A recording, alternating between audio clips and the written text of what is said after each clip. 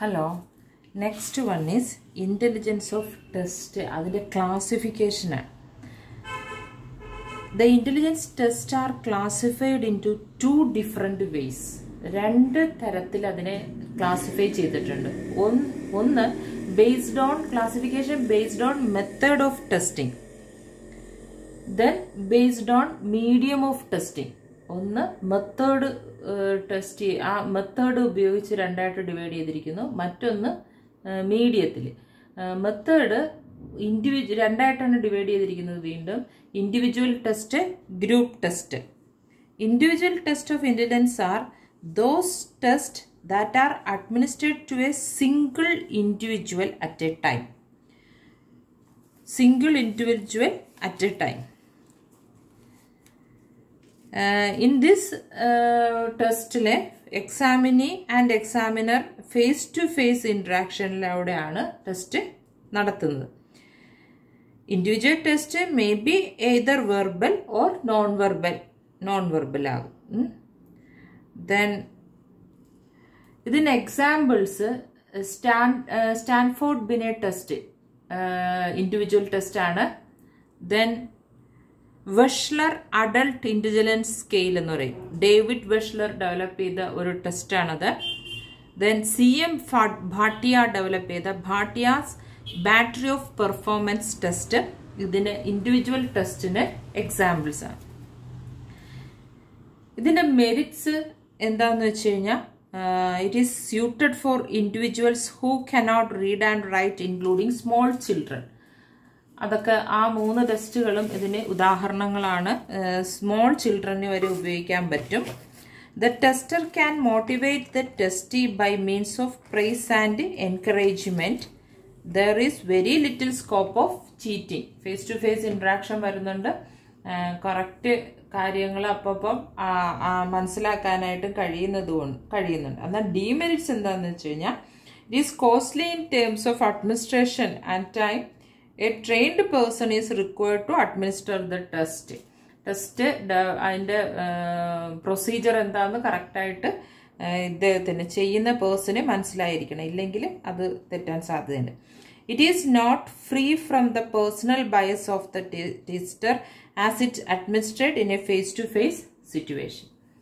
അപ്പോൾ ഇതൊക്കെയാണ് ഇൻഡിവിജ്വൽ ടെസ്റ്റിന്റെ പ്രത്യേകതകൾ, അതിൻ്റെ പോരായ്മകളും. ഇനി അടുത്തത് ഗ്രൂപ്പ് ടെസ്റ്റ്. സ്വാഭാവികമായിട്ടും പേരിൽ തന്നെ മനസ്സിലാകും. Group test of intelligence is one that is administered to a group of individuals at a time. മറ്റേത് ഇൻഡിവിജ്വൽ ആകുമ്പോൾ ഇൻഡിവിജ്വൽ അറ്റ് എ ടൈം ആണ്. Group test group of individuals at a time. All the people in the group are given the same direction and have to perform the same activities. Group tests are also further divided into verbal and non-verbal. അത് group test അങ്ങനെയും divide ചെയ്തിട്ടുണ്ട്. അല്ലാണ്ട് മറ്റു ടെസ്റ്റുകളും verbal and non verbal ആയിട്ട് divide ചെയ്തിട്ടുണ്ട്. Then group ടെസ്റ്റിന് example ആണ് സെക്കൻഡറി സ്കൂൾ സ്റ്റുഡൻസിന് വേണ്ടിയിട്ട് തയ്യാറാക്കിയിരിക്കുന്ന സുകുമാരൻ നായർ തയ്യാറാക്കിയിരിക്കുന്ന ഒരു ടെസ്റ്റ് ഉണ്ട്. അത് ഗ്രൂപ്പ് ടെസ്റ്റ് ആണ്. Then group test of general mental ability developed by JS Jalota. അദ്ദേഹം തയ്യാറാക്കിയിരിക്കുന്ന ഒരു ടെസ്റ്റ് ഉണ്ട്. ഗ്രൂപ്പ് ടെസ്റ്റ് ആണത്. Then Otis Lennon school ability test, അതും ഒരു ഗ്രൂപ്പ് ടെസ്റ്റ് ആണ്. ഇത് ഓൾമോസ്റ്റ് സെയിം ആണ്, മെറിറ്റും ഡിമെറിറ്റ്സ് ഒക്കെ. എന്നാലും മെറിറ്റ്സ് എന്ന് പറയാനായിട്ട് it is least costly in terms of administration and ടൈമിനും. അഡ്മിനിസ്ട്രേഷൻ ടൈം നമുക്ക് ഓരോരുത്തരെ അല്ലല്ലോ ചെക്ക് ചെയ്യുന്നത്. ഒരുമിച്ച് ചെയ്യുമ്പോൾ ഒരു ഗ്രൂപ്പിന്റെ മൊത്തം മെന്റൽ എബിലിറ്റി നമുക്ക് അറിയാനായിട്ട് കഴിയും. No trained examiners are required to administer the test. Group test are scored more rigidly and more objectively than individual test. Demerits, it is unsuitable for individuals suffering from reading disability. കാരണം ഇതൊരു verbal ടെസ്റ്റുകൾ വരുന്നുണ്ട് ഇടയ്ക്ക്. അപ്പോൾ അങ്ങനെ ഒരു ഇത് വരും. നമ്മളുടെ പ്രത്യേകം ഒരു ശ്രദ്ധ ചെന്നില്ലെങ്കിൽ ഇൻഡിവിജ്വൽ ടെസ്റ്റിൽ നമുക്ക് ഫേസ് ടു ഫേസ് ഇന്ററാക്ഷൻ വഴി ആ ഒരു ശ്രദ്ധ ചെല്ലുന്നുണ്ട് ഇടയ്ക്ക്. പക്ഷെ ഇവിടെ അത് ചെല്ലാത്തത് കൊണ്ട് റീഡിംഗ് ഡിസബിലിറ്റി ഉള്ളവർക്ക് ബുദ്ധിമുട്ടാണ്. Then speed and reading ability may influence the test scores. Several formalities are observed in administration. ഇതൊക്കെയാണ് ഗ്രൂപ്പ് ടെസ്റ്റിന്റെ limitations. Then based on the medium of testing, ഏത് മീഡിയത്തിലാണെന്നുള്ളത്. ഇത് രണ്ടായിട്ടാണ് മീഡിയം വെച്ചിട്ട് തിരിച്ചിരിക്കുന്നത്, verbal test and non verbal test. Verbal test requires the use of verbal ability to read, write and understand words of the subject is called a verbal test. Such tests make use of language as the vehicle of testing. The test conduct is loaded with verbal material and the items are presented orally or in written forms, of which answers have to be given in oral or written language. So to take such test, knowledge of the language of the test is necessary. Verbal ടെസ്റ്റിന് language നിർബന്ധമാണ് അല്ലേ, എന്നാലേ അതിൻ്റെ answer കറക്റ്റായിട്ട് കിട്ടുള്ളൂ. അപ്പോൾ verbal ടെസ്റ്റിൻ്റെ examples ആണ് സ്റ്റാൻഫോർഡ് ബെനറ്റ് ടെസ്റ്റ്, അതൊരു ഇൻഡിവിജ്വൽ ടെസ്റ്റ് ആണ്. പിന്നെ ഒരു army alpha test by Louis Terman and Robert Yerkes, US ആർമിക്ക് വേണ്ടിയിട്ട് ഒരു ഇന്റലിജൻസ് ടെസ്റ്റ് തയ്യാറാക്കിയിട്ടുണ്ട്. ദെൻ ഒരു ഉദയ് ശങ്കർ ഹിന്ദിയിലെ CI verbal group test of intelligence എന്ന് പറഞ്ഞിട്ട് ഒരെണ്ണം തയ്യാറാക്കിയിട്ടുണ്ട്. ഇതിന്റെ മെറിറ്റ്സ് എന്ന് പറഞ്ഞു കഴിഞ്ഞാൽ administration and scoring is easy and less time consuming even in group situation. They are less expensive compared to non-verbal or performance tests. Preparation and standardization of verbal tests are easier than that of the non-verbal test. Demerits, proficiency of language may influence test score. വേറെ ലാംഗ്വേജും അല്ലെ ലാംഗ്വേജിന്റെ പരിമിതികളും നമ്മൾ അർത്ഥം മനസ്സിലാക്കുന്നതൊക്കെ എല്ലാം ചില പരിമിതികളാണ്. Then to take verbal test, knowledge of the language of the test is necessary. Individual with sensory handicaps, auditory and visual handicaps അങ്ങനെയുള്ള and very young children cannot be tested. അങ്ങനെയുള്ളവർക്ക് test ചെയ്യാനായിട്ട് പറ്റത്തില്ല, ബുദ്ധിമുട്ടായിരിക്കും ആ ഒരു സിറ്റുവേഷൻ ഫേസ് ചെയ്യുന്നവർക്കൊക്കെ. ദെൻ അടുത്തത് non verbal ടെസ്റ്റാണ്. Non verbal test എന്ന് പറയുമ്പോൾ സ്വാഭാവികമായിട്ടും അറിയാലോ ക്വസ്റ്റ്യൻ ആയിരിക്കത്തില്ല. മറ്റേത് വെർബൽ ടെസ്റ്റിൻ്റെ എന്ന് പറയുമ്പോഴത്തേക്കും ക്വസ്റ്റ്യൻ ആയിരിക്കും ചോദിക്കുന്നത്, അല്ലെങ്കിൽ പിന്നെ questions which one of the following things below does not belong with others എന്ന് പറഞ്ഞിട്ട് ഗ്രേപ്പ്, ബനാന, ഓറഞ്ച്, ഫ്രൂട്ട് എന്ന് പറയും. അപ്പം ബാക്കിയുള്ളതെല്ലാം ഇതിൻ്റെ അകത്ത് അല്ലെ ഒറ്റയാൻ ആര് എന്നൊക്കെ ഉള്ള ചോദ്യങ്ങൾ വരാമല്ലോ, ഓഡ് വൺ ഔട്ട് എന്നൊക്കെ പറഞ്ഞിട്ടുള്ള ക്വസ്റ്റ്യൻസ് വരാം. അപ്പം അതൊക്കെയാണ്. പിന്നെ പാറ്റേൺ അല്ല, ഈ മാത്തമാറ്റിക്സിന്റെ പാറ്റേൺസ് ഒക്കെ ചോദിക്കുന്ന അതൊക്കെയാണ് വെർബൽ ടെസ്റ്റ് എന്ന് പറയുന്നത്.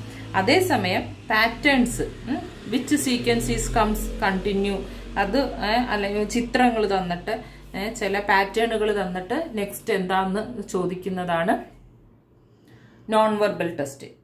These are tests of intelligence that require to verbal response in its administration or in the subject's answers. These tests involve activities in which instructions can be given by pantomime and no language need to be used at any point during the testing. Items of the non-verbal test are in the form of symbols, diagrams, perceptual designs or even concrete objects. Types of items included in such tests are figure, analogies, figure classification, spatial visualization. അതൊക്കെയാണ്. Picture the pattern, fill the blank space. Which pattern fills the blank space എന്നുള്ള ചോദിക്കാം.